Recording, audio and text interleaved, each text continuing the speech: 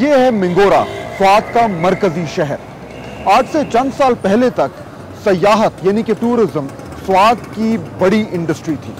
صرف ہوٹلنگ میں 40,000 سے زائد لوگ کام کرتے تھے اور کہا یہ جاتا ہے کہ سوات کی تقریباً 1/3 آبادی کا ذرائع معاش سیاحت کے ساتھ منسلک تھا۔ لیکن 2007 کے بعد یہاں پہ سیاحت کی صنعت تباہ ہو گئی ہے۔ یہ تباہی کتنی شدید ہے اور اس کے یہاں کے لوگوں پر کیا اثرات ہیں، آپ سن کر حیران ہو جائیں گے۔ آج آپ کو بتائیں گے۔ میں ہوں فہد حسین اور یہ ہے سینٹر سٹیج۔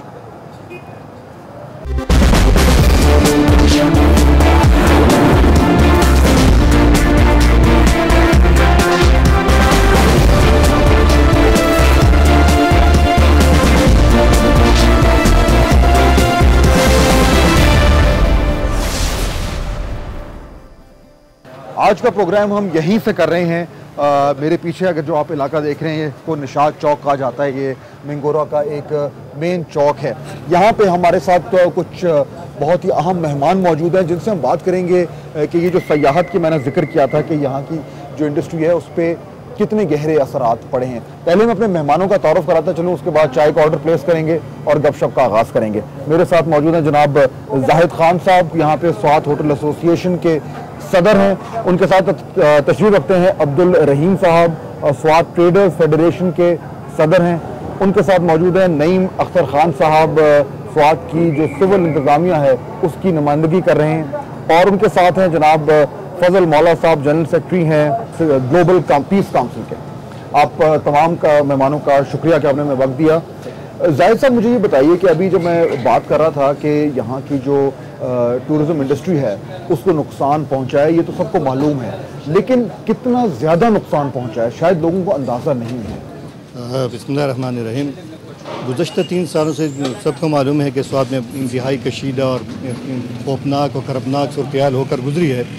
تو اس صورتحال میں کوئی بھی شخص یہ نہیں چاہے گا کہ وہ کسی ایسے علاقے میں جائیں جہاں پہ ان کی زندگی کو خطرہ ہو، ان کے بال بچوں کو خطرہ ہو، ان کی گاڑیوں کو خطرہ ہو۔ تو اس وجہ سے یہاں سوات میں جو ٹورزم کا ہب ہے یہاں پہ کوئی نہیں آیا۔ تو ہوٹل یہاں پہ میں آپ کو بتاتا چلوں کہ 885 کے قریب یہاں سوات میں ہوٹل اور ریسٹورنٹ قائم ہیں، جس میں لوگوں نے اربوں روپے کی انویسٹمنٹ کی ہوئی ہے۔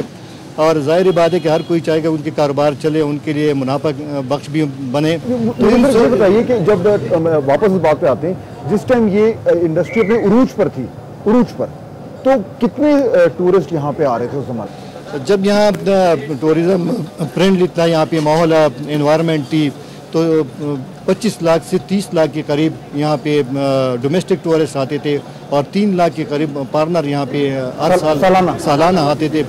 تو اس وقت یہاں لوگوں کو کاروبار میں خسارہ بھی نہیں ہوتا تھا اور ان کو منافع بھی اربوں روپے کے حساب سے یہاں پہ ہوتا تھا۔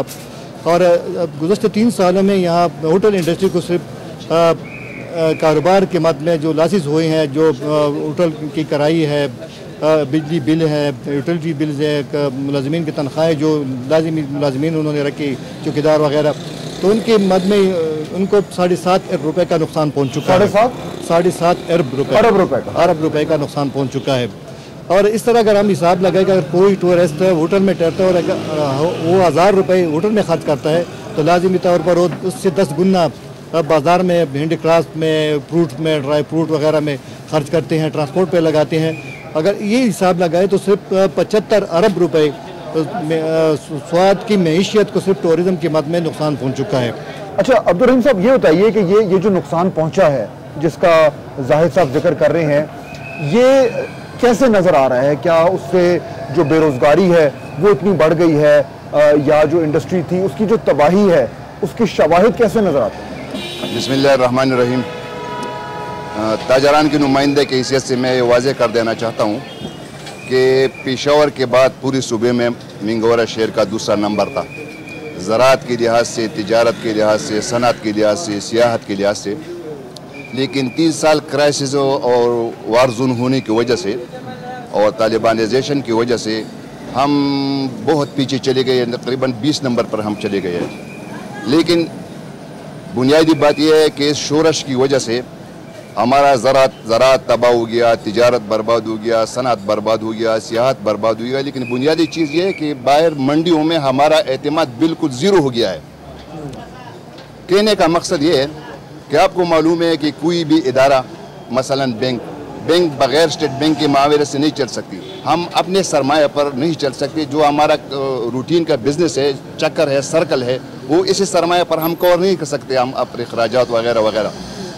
मकसद ये है कि बाहर की मंडियों के हम करोड़ों रुपए इस्तेमाल में लाते थे इसी मिंगोरा शहर में, और इसी मीडिया की वजह से या शोरश की वजह से हमारा ऐसा मैसेज चला गया है कि वहाँ के लोग बड़ी बड़ी मंडियों में वो लोग हमारे ऊपर वो एतमाद नहीं करते जो एतमाद पहले किया करते थे। मकसद मेरा कहने का ये है कि पहले हम फ़ोन पर 20-20, 25-25 लाख रुपए के एक ट्राला एक अशिया मंगवाते थे।